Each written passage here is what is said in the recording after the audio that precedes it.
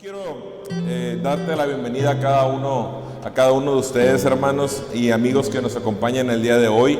Es un tiempo especial. Tuvimos hoy la bendición, ¿verdad?, de tal vez dormir o descansar un poquito más, ¿verdad?, una hora más. Hoy se retrasó el reloj una hora y tuvimos una hora más para prepararnos para venir a la casa de Dios. Y otro punto muy importante es que esté dispuesto no nada más nuestro cuerpo a adorar a Dios, a buscar a Dios, sino esa alma realmente esté dispuesta, ¿verdad? Porque bien podemos estar en este lugar, pero nuestro ánimo, nuestra mente o nuestro corazón también debe estar aquí. Amén. Bueno, también a nuestros hermanos que nos acompañan a través de la transmisión, bueno, Dios los bendiga y vamos a meditar. Ahora sí, les invito a abrir su Biblia en el último libro de la Biblia, que es el libro de Apocalipsis, capítulo número 2, verso 1 al 7. Tal vez es un pasaje que ya has escuchado en muchas ocasiones.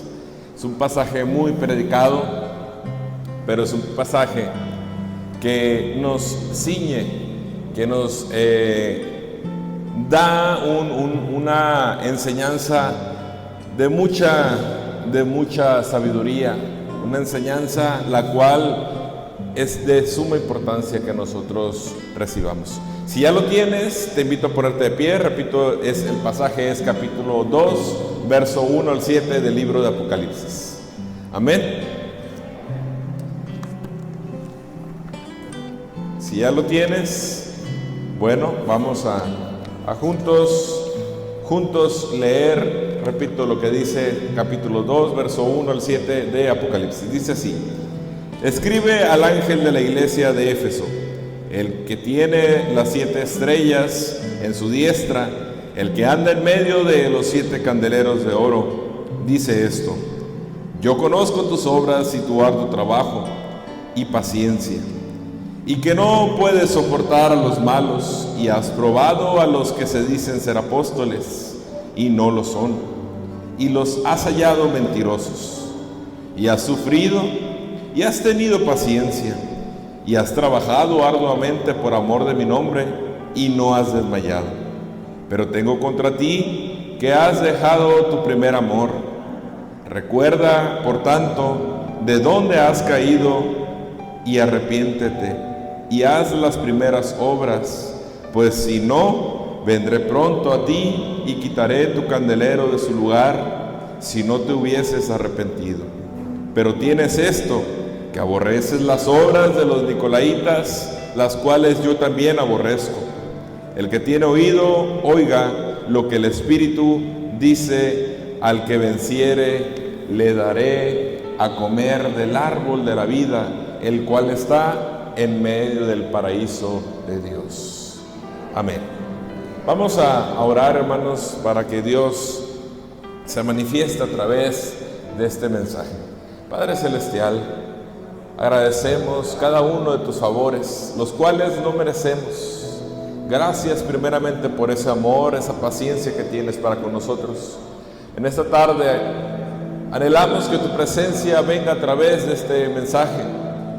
Anhelamos que tu palabra, tu sabiduría, entre a lo más profundo de nuestro ser. Señor, si hay algo en nosotros que ha estado estorbando, si hay algo en nosotros que ha dejado de estar encendido, Señor, en esta tarde te pedimos con todo nuestro ser que nos enciendas. Enciende, Señor, sabiduría, enciende, Señor, ese fuego de tu Espíritu en nosotros. Ayúdanos a recibir este mensaje. No permitas que algo, Señor, robe lo que tienes para nosotros en este momento. Quita toda cosa que quiera interponerse, toda distracción. Y, Señor, si hay algo que falte de capacidad, tú eres el dador de todo. Danos sabiduría, danos entendimiento. Danos todo lo necesario, Señor, para recibir lo que tienes para nosotros. Gracias, Señor. Amén. Toma tu lugar.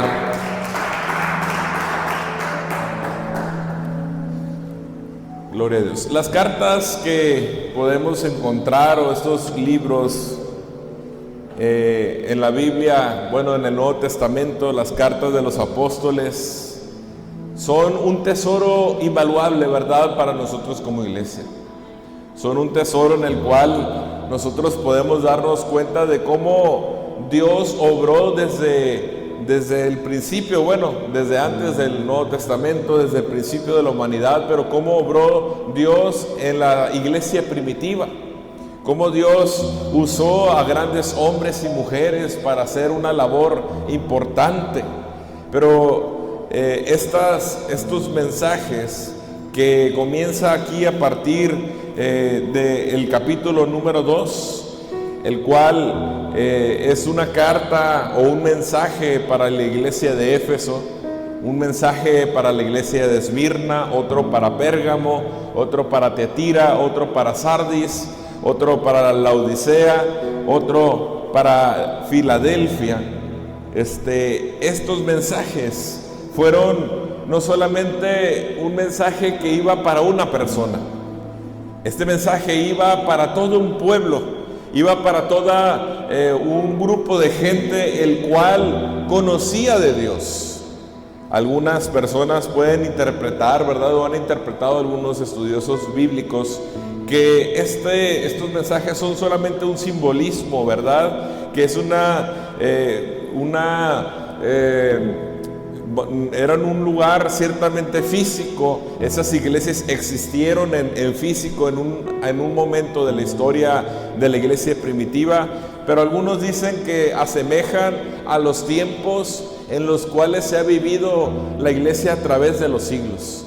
Algunos periodos donde, bueno, pasó dificultades la iglesia, otros, bueno, como ese tiempo en donde la iglesia ha de vivir lamentablemente una apostasía. Pero no hay una regla lógica la cual puede interpretarse y decir: esta es la única manera de interpretar estos 7 mensajes. Tal como podemos leerlo, la palabra de Dios nos puede servir en un tiempo para algo y en otro tiempo nos puede dar luz y nos puede dar alimento en otro momento o en otra etapa de nuestra vida, y sea de edificación. Así que todos podemos ver en este mensaje que hay varios elementos muy, muy bonitos. También hay otros elementos que nos pueden llegar a confrontar si nosotros nos sentimos como esa iglesia de Éfeso. Queremos tal vez, cuando nos acordamos de un momento cúspide en este mensaje, el cual, repito, en primera instancia dice el verso 1, escribe al ángel de la iglesia de Éfeso. Cuando la palabra se refiere al ángel, no se refiere a un ser celestial. Se refiere, la palabra ángel, bueno, la podemos interpretar, hermanos, como aquella persona que lleva un mensaje, aquella persona, aquel ser que tiene un mensaje.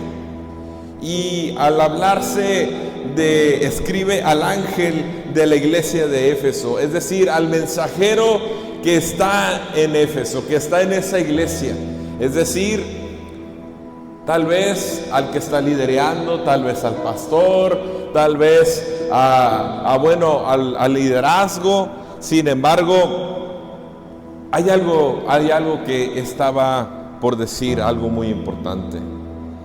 El mandato dice, escríbele, ¿no? Sugiere que esta parte estaba dedicada de alguien importante para alguien también que terrenalmente tenía importancia. El apóstol Juan escribe esto de manera tal cual como Dios se lo dio a entender. Dice, escribe el ángel de la iglesia de Éfeso, de parte, vamos a decirlo así, del que tiene las 7 estrellas en su diestra, de parte del que anda en medio de los 7 candeleros de oro, dice esto. Es decir, no lo está diciendo solamente como una imaginación, No lo está dando como un consejo que proviene del apóstol Juan. Este mensaje a la iglesia de Éfeso venía directamente de Dios. Era un mensaje el cual debía de ser recibido de quien venía. Debía de conocerse que no era una ideología, perdón, a lo mejor suena fuerte, una ideología barata, un buen comentario, una buena recomendación, la cual puedo seguir o no seguir. Pero la iglesia de Éfeso, si nos vamos a la iglesia que vivió en la iglesia primitiva, era una iglesia que en medio de la ciudad en la cual estaba puesta, es decir, ahí Éfeso, era una ciudad la cual estaba volcada hacia la adoración de una diosa. Tenían un templo el cual era muy famoso, era la diosa Diana, o mejor dicho, esa ídola llamada Diana, y era un lugar donde mucha gente acudía. Era una ciudad que era turístico por esa religión, por esa corriente idolátrica de pensamiento. Y el templo, el cual había sido construido para esa ídola, esa diosa con D minúscula, es decir, no quien verdaderamente es el Todopoderoso. Ese templo era considerado uno de las 7 maravillas de este mundo en el primer siglo. Era algo tremendamente hermoso, era algo que llamaba la atención. Pero a pesar de eso, a pesar de todo eso que estaba viviendo en la ciudad, Dios estaba poniendo sus ojos en el pueblo. Porque había un remanente el cual se estaba guardando para verdaderamente adorar al único Dios, el cual se estaba guardando con paciencia, con arduo trabajo, soportando las situaciones complicadas, tal vez soportando inclusive la persecución, el aislarles, porque no creían como la mayoría del pueblo estaba profesando. La palabra de Dios nos dice que ese mensaje iba dedicado para un pueblo especial. Pero no solamente nos dice que iba dedicado para ellos, sino que el mensaje en una primera instancia les decía al pueblo de Éfeso que le agradaba a él, es decir, a Dios le agradaba muchas cosas de ese pueblo. Les dice: yo conozco tus obras. En otras palabras, yo te he visto, he estado al pendiente de ti. No creas que no te conozco. En otras palabras, al Señor no se le escapa nada. Y el Señor les dice: conozco tus obras, conozco tu arduo trabajo, conozco tu paciencia, conozco que no puedes soportar las condiciones en las cuales estás viviendo. La condición, el actuar, el pensar, el accionar de la gente que te rodea y que no hace el bien. Conozco que aborreces el mal. Y has probado a los que dicen, has probado a los que dicen ser apóstoles. Y otro punto importante ahí, pero no lo son. ¿Te has dado cuenta? Los identificas. Cuando identifica uno a un falso apóstol, lo hace no porque te dice una mentira, ¿verdad? Sino que a veces puede ser muy sutil aquel falso profeta, aquella persona que se dice ser apóstol, aquella persona que no está hablando con una verdad.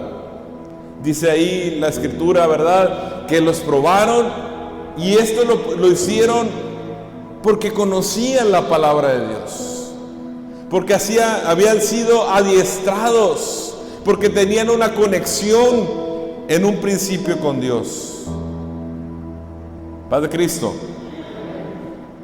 habían tenido ese conocimiento, pero dice también, y has sufrido. Y dice, y has tenido paciencia a pesar de ese sufrimiento.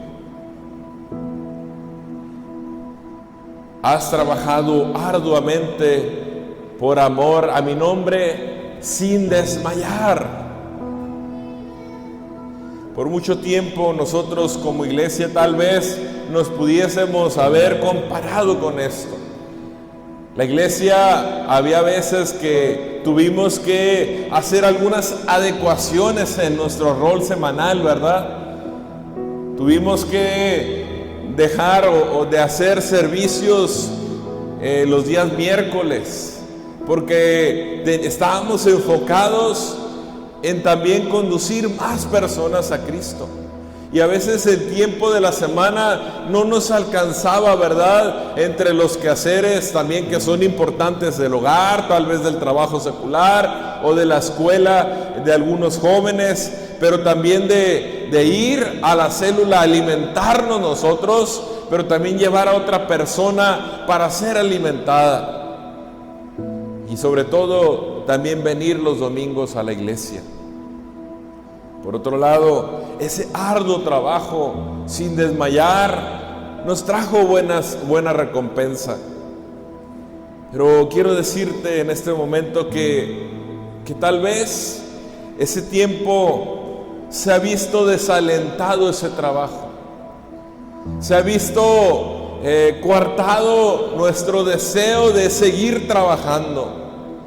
Tal vez hemos sufrido por un periodo de tiempo, ¿verdad? El poder asistir antes de toda esta pandemia, me refiero, nos costaba mucho trabajo aún así el asistir a las actividades, pero decíamos, no importa, porque yo sé que ahí está la bendición de Dios.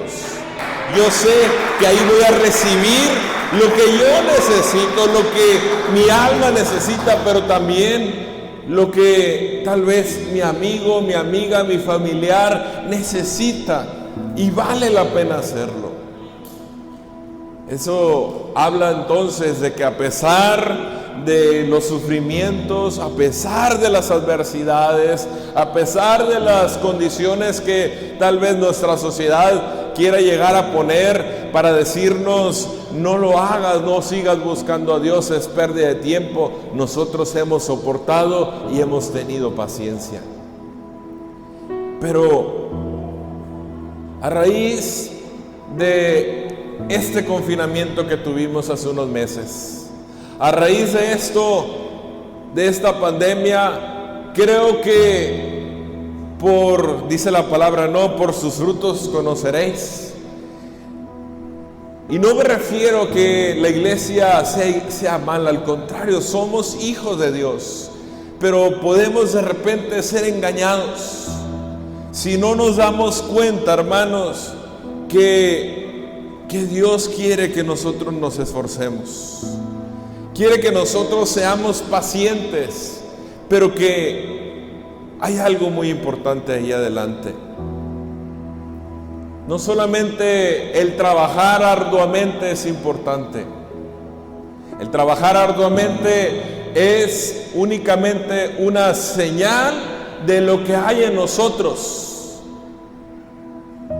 Mucha gente puede tener buenas obras y no tener a Cristo. Mucha gente puede tener acciones muy bonitas y no tener a Cristo. Pero quiero decirles que el tener buenas acciones no lo llevará al cielo. El tener buenas acciones ciertamente agrada al corazón de Dios, pero eso no quiere decir que hay una relación con Dios. Mucha gente puede estar educada a unos buenos valores. Puede tener conocimiento de los buenos valores, de los buenos principios, pero no conocer a Cristo. Y esto es una total lástima, porque repito, sin Cristo no hay salvación. Y esto, hermanos, a la inversa es, bueno, si no tenemos a Cristo, bueno, pues sí podemos tener buenas obras tal vez, pero lo importante es tener a Cristo, pero también, hermano, sin dejar de hacer aquello. Tener a Cristo y no dejar de hacer buenas obras. Porque también si tenemos a Cristo, dice la palabra que es necesario que andemos como Él anduvo. Somos seguidores de Cristo, es decir, hacemos el ejemplo que nos ha sido dado. Hoy ha sido desalentador, tal vez para muchos, el mirar cómo la iglesia por mucho tiempo tuvo que cerrar sus puertas físicas, ¿verdad? Tal vez esas puertas de nuestro templo han estado cerradas, pero eso, ¿qué ha provocado en nosotros? ¿Qué ha provocado en ti, hermano, que escuchas este mensaje? Ha provocado una necesidad fuerte de seguir a Dios, de buscarle aún más, de buscar ahora una nueva forma de cómo adorarle, de cómo servirle, o te ha provocado un desaliento, te ha provocado tal vez un aburrimiento, o tal vez te ha provocado un enfriamiento de tu amor por Dios. ¿Qué es lo que ha provocado? Cuando una persona dice, ¿verdad? Te amo. ¿Cómo podemos nosotros medir el amor de una persona por otra? Algunos dirán, es muy complicado, hermano, medir el amor, ¿verdad? Pero por ahí dicen algunos que el amor es medible en la medida que tú estés dispuesto a dar. ¿Qué estás dispuesto a dar por la otra persona? No hay otra forma más viable para demostrar tu amor que darlo todo por esa persona. Ejemplo se nos ha sido dado. Jesús dio su vida por nosotros, dio hasta lo último de su sangre por nosotros. Dejó su trono, dejó esa adoración allá en los cielos por nosotros, para demostrarnos ese amor. Pero dice el verso 4, pero tengo contra ti que has dejado tu primer amor. Yo no sé si recuerdas lo que pasó la primera vez que tú sentiste a Dios. Esa vez que te habían platicado tal vez que había un Dios que te amaba, un Dios que podía cambiar tu situación. Yo no sé hace cuánto tiempo fue, tal vez días, meses, años, algún par de años o muchos años. Yo no sé qué es lo que produjo en tu corazón esa primera experiencia que tuviste con Dios y que dijiste, wow, esto es cierto. Hay algo especial que está pasando en mi corazón y que nunca más había sentido. Pero no es algo únicamente emocional, no es algo únicamente bonito, sino es una experiencia que va a transformar mi vida y va a marcar un antes y un después. Esa es lo que llamamos conversión, esa es lo que llamamos arrepentimiento, esa es lo que llamamos, vamos a decirlo así, arrepentimiento, o en otras palabras, darle vuelta a la página y ser una nueva criatura. Y en ese momento decidimos rendir nuestra vida a nuestro Creador, a nuestro Redentor. En ese momento dijimos, yo, Señor, por ti lo doy todo. Y comenzamos a accionar, comenzamos a dar esos primeros pasos, tal vez con mucha pasión, con mucha alegría, sin escatimar lo que hacíamos. Como cuando conocemos, ¿verdad?, aquella persona que amamos, aquella persona que nos gusta, y decimos, vale la pena lo que voy a hacer. Vale la pena pagar ese precio por estar con aquella persona. Hoy, en ese momento, en el verso 4, les dijo antes del 4, verso 2 y 3, les habla bonito, les dice, les conozco, yo el Todopoderoso, el verso 1, yo el Todopoderoso, el que tiene toda la autoridad, el que creó todo, bueno, el que tiene el control de todo, yo los conozco, yo miro lo que hacen por mí, por mi obra, a mí no se me esconde nada, estoy al pendiente de ustedes, sé lo que han padecido, me agrada que estén dispuestos, pero hay algo que tengo contra ustedes, quiero decírselos. Y les dice, se les ha olvidado, han dejado atrás su primer amor. En otras palabras, sí hacen cosas buenas, pero se les olvidó el por qué las hacen. Padre Cristo, qué terrible el no saber por qué haces las cosas o para qué haces las cosas. Dicen por ahí que en un experimento, ¿verdad?, en un laboratorio metieron a muchos animales, a muchos changos, a una jaula. Dios le pague, hermano Vicente, Dios le pague, gracias, hermano. Los metieron en una jaula y les colocaron en el centro de la jaula un racimo enorme de plátanos. Y aquellos pues tenían hambre y quisieron alcanzarlos, ¿verdad? No sé si hayas escuchado este experimento que hicieron, y querían tomarlo, pero al mirar esto, que el primero quería ir a tomar un plátano, llegaba otro chango y no lo dejaba agarrar el plátano. Y quería escalar otro chango quería subir a donde estaban aquellos plátanos y los tumbaban los otros. Comenzaron a pasar los días, los meses, y sacaban un chango y metían a otro. Al final terminaron quitando los plátanos, hermano, porque ningún chango alcanzó en los plátanos. Pero ¿qué creen?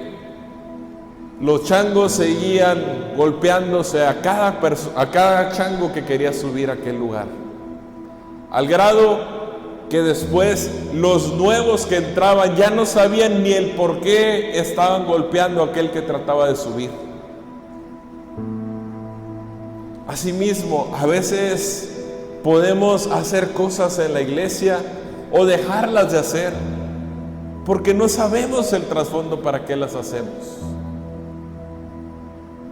Tenemos actividades que si nosotros valoramos por lo cual o nos damos cuenta verdaderamente el trasfondo por el cual se hacen, no dejaríamos de asistir. Ciertamente cada actividad que tenemos en la iglesia no la hacemos, hermanos, por tener tiempo, pasar tiempo aquí en la iglesia. No es nada más para mirar cuánta gente asiste o romper marcas de hoy vino más gente que otra vez. El motivo por el cual hacemos cada actividad es para que la gloria de Dios se manifieste en cada uno de nosotros. Es para que Dios haga su obra en cada uno de los corazones que estén dispuestos a dejar que Dios haga lo suyo. La denuncia que estaba haciendo el Señor a través del apóstol Juan hacia la iglesia de Éfeso era dura. Te has olvidado de tu primer amor. Te has olvidado del por qué haces las cosas que haces atrás. Te has olvidado del por qué te reúnes. Te has olvidado el por qué soportas a los malos. Te has olvidado de por qué estás probando a los que son apóstoles. Te has olvidado de por qué soportas ese sufrimiento. No es para que digan: ay, ese hermano es bien santo, es bien santa. No es para una vanagloria propia, es para exaltar el nombre de Dios. Es para agradar a Dios, es para nosotros tener y aprovechar la oportunidad de que hemos sido reconciliados con Él por medio de Él.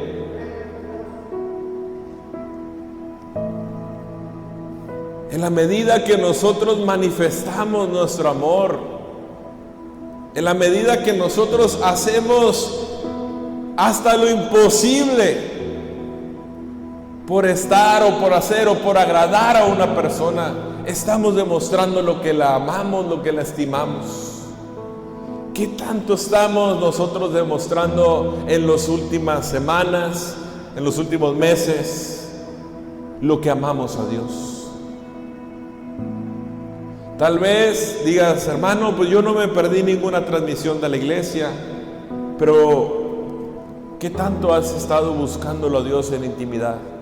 Pero ¿qué tanto ahora que regresamos estás buscándole a Dios allá en tu hogar, pero también haciendo el esfuerzo por compartir a los demás, por dar ese paso e ir a donde Dios se manifiesta en unidad del cuerpo de Cristo, es decir, en su iglesia?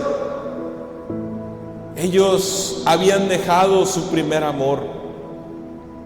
Ahora esa siguiente generación que tal vez estaba viviendo en Éfeso, porque cuando llegó el apóstol Pablo, pues había compartido en aquel lugar, y este mensaje, bueno, iba hacia aquella gente unos pocos años después, ¿verdad? Casi a finales del siglo I.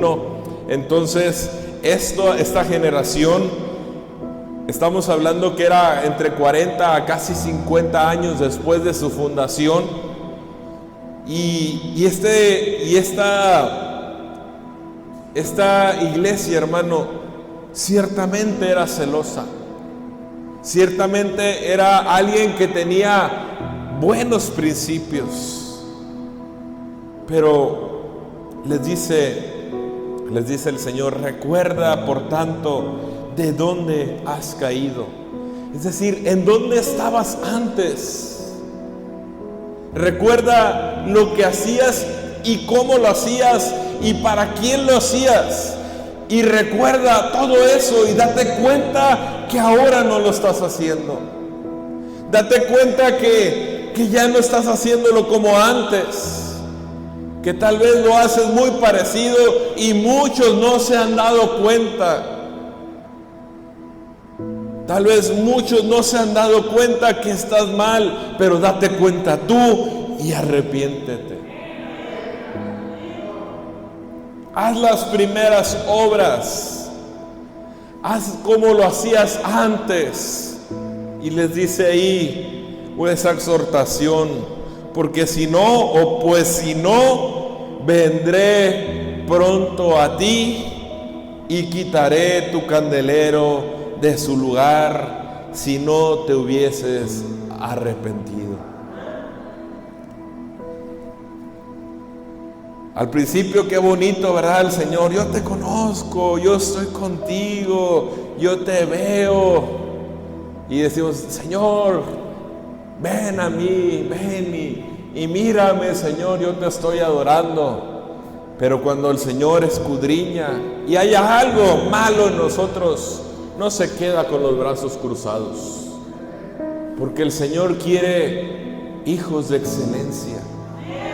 El Señor quiere hijos, como dice su palabra, viene por una iglesia pura, limpia y sin mancha, sin arruga.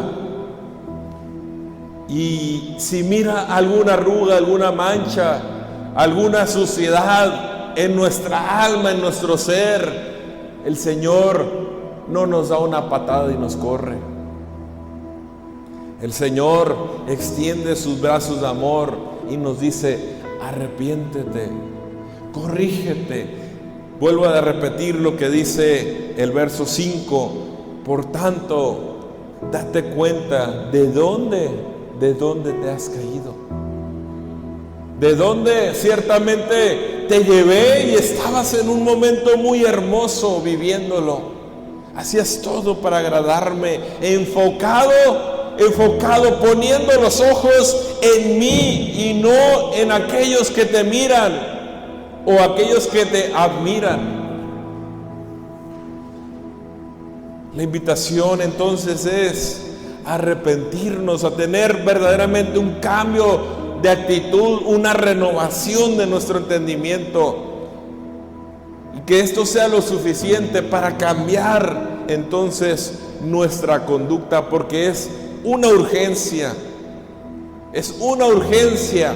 El Señor dice: si no lo haces, vendré a ti.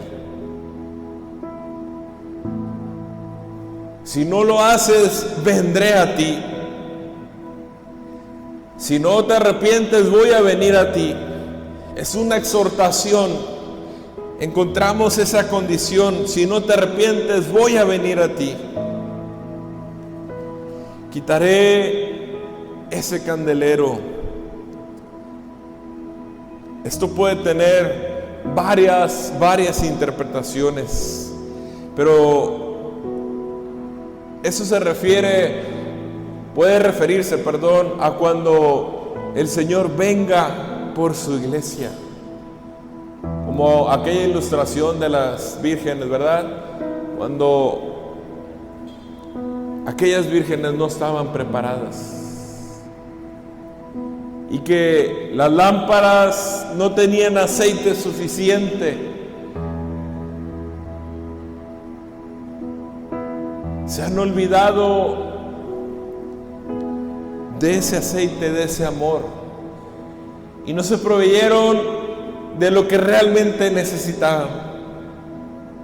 No prepararon la provisión del amor de Dios, de la gracia de Dios, de la misericordia, de llenarse de Él para esperar el tiempo correcto. La iglesia fue advertida que si tales acciones no se enfocaban en hacerlas por amor a Dios y esforzarse por hacer las cosas como para Dios y no para los hombres,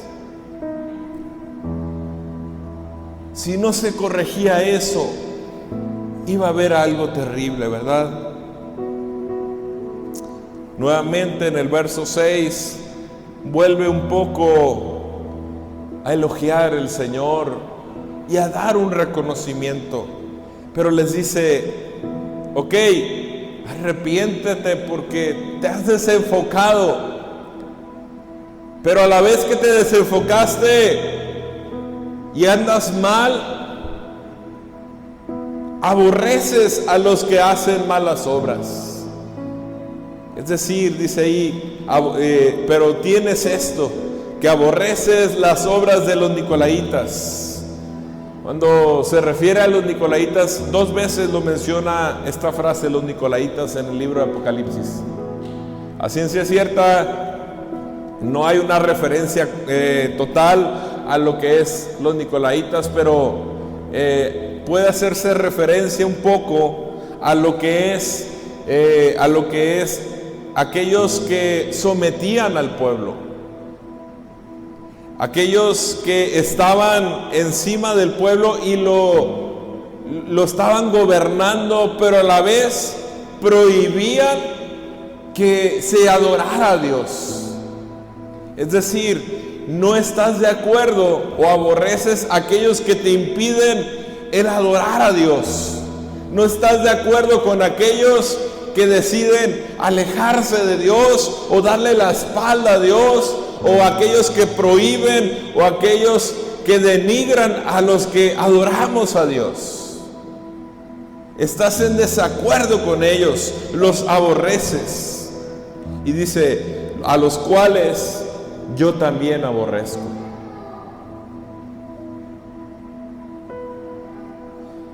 Pero, hermano, hermana, amigos, ese reconocimiento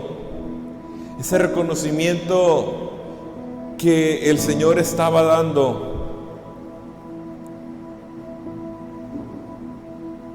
era necesario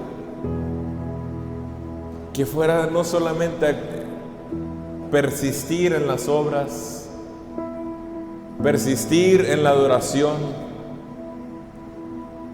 persistir en decir, yo defiendo el ser cristiano, pero me olvido de quién estoy siguiendo, pero me olvido de verdaderamente por qué hago las cosas.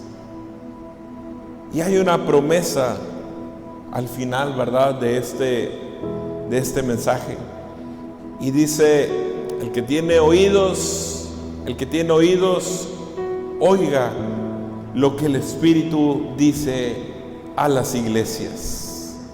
Al que venciere, le daré a comer del árbol de la vida, el cual está en medio del paraíso de Dios.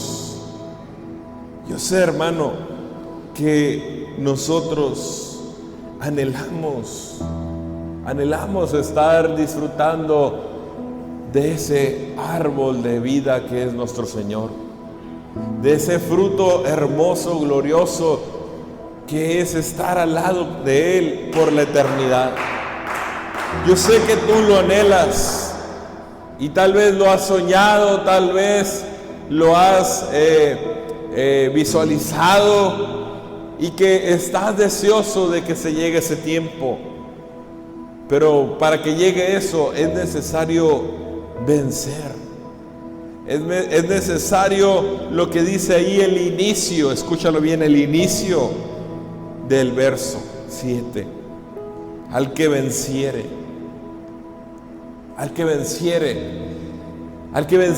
aquella adversidad, aquel ego, aquel cansancio, al que venciere aquellas corrientes de pensamiento que quieren atemorizarnos. Les decía el día, creo que fue el martes, o qué día estuvimos aquí en la célula, o el jueves, o qué día, el jueves, ok. El día jueves les decía a algunos hermanos, hermano, a veces nos están intimidando para servir a Dios. Así como los nicolaitas prohibían o amedrentaban para adorar a Dios. Yo no te digo, hermano, que no tengas cuidado. Ten las medidas de cuidado, de protección, pero no te dejes intimidar de tu adoración hacia Dios. No te olvides por quién y para quién lo haces. Acuérdate lo que dijo Job. En medio de un momento de dificultad, en esa paciencia que tuvo, Jehová nuestro Dios da, Jehová nuestro Dios quita. Sea su nombre bendito. Hermano, les decía, repito, el día jueves a los hermanos, nos amedrentan de no ir a la iglesia porque es peligroso, de no acudir a las reuniones celulares porque es peligroso. Pero si nosotros vamos con las medidas de protección, con los protocolos de cuidado, y nosotros, hermanos, corremos mucho, escúchalo bien, mucho menos peligro que asistir a otros lugares donde estamos en contacto con muchos artefactos, con muchas cosas. Por ejemplo, ¿quiénes no han ido a una tienda, a un mercado, a un supermercado, y ahí agarras un refresco? Ay, no, siempre no. Agarras una fruta y no me gustó, la voy a regresar. La tocas, si está madura, si no está madura, y la regresas. ¿Cuánta gente tocó esa fruta? Y hermanos, si tú no te das cuenta que también allá estás en peligro, pero vas, ¿por qué? porque necesitas comer, porque necesitas comprar. Pero mucha gente se deja llevar. Es que la iglesia es muy peligroso. Y no nos damos cuenta que podemos tener las medidas correctas y decir, sí, yo necesito ir porque necesito buscar a Dios, porque necesito más que el alimento, más que la fruta, más que la carne, más que cualquier alimento. Yo necesito de su presencia. Yo necesito ir a tener contacto con Dios. Y ese contacto, hermano, no nos va a contagiar de nada malo, de puras cosas buenas. La promesa entonces está que a los que venciéremos, a los que venzamos, a eso nos va a dar el Señor. Esta esperanza entonces, para concluir, quiero decirte que esta esperanza es por fe.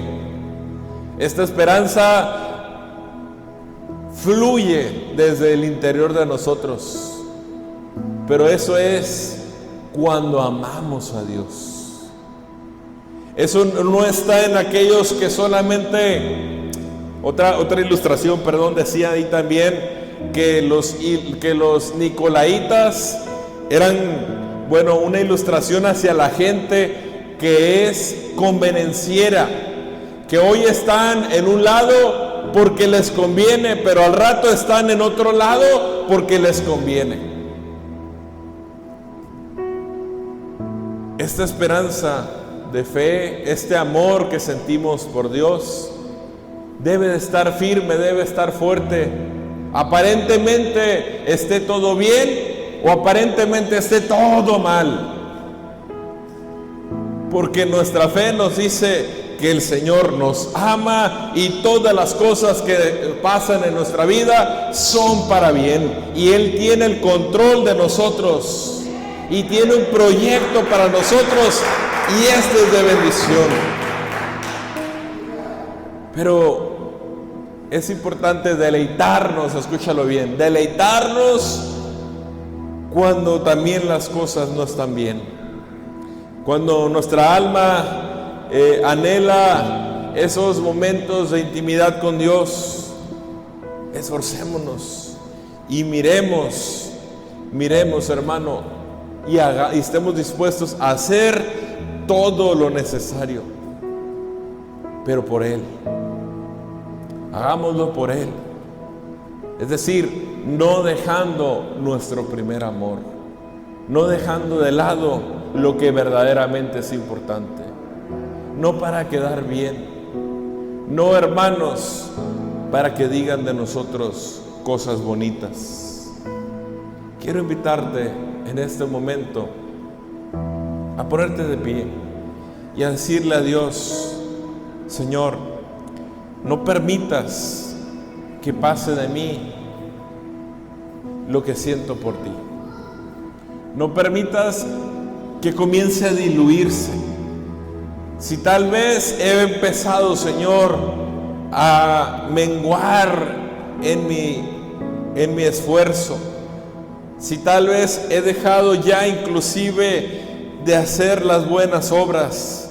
La iglesia de Éfeso hacía buenas obras, pero, decía hace un momento, hay gente que puede hacer buenas obras sin tener a Cristo. Pero cuando alguien que tiene a Cristo comienza a dejar de hacer buenas obras, está alejándose en realidad de Cristo. Tengamos cuidado, hermanos, de dejar de hacer las cosas buenas, porque eso estaría hablando de que también estamos perdiendo nuestro primer amor. Yo te invito a que busques a Dios en este momento y le digas: Señor, permíteme nunca alejarme, permíteme, Señor, nunca olvidar ese primer amor. Que tú seas el centro, Señor, el motor que impulsa cada cosa que yo hago, Señor. Permíteme, Señor, hacer tu voluntad.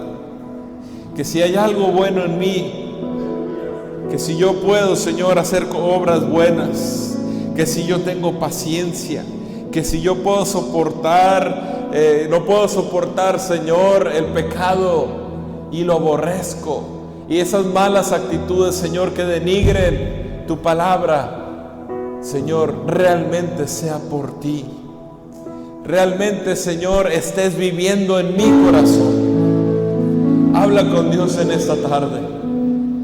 Habla con Dios y comprométete a dar esos pasos, a dar esos avances que demuestren ese amor, esas acciones, y que renueve tu entendimiento si es necesario.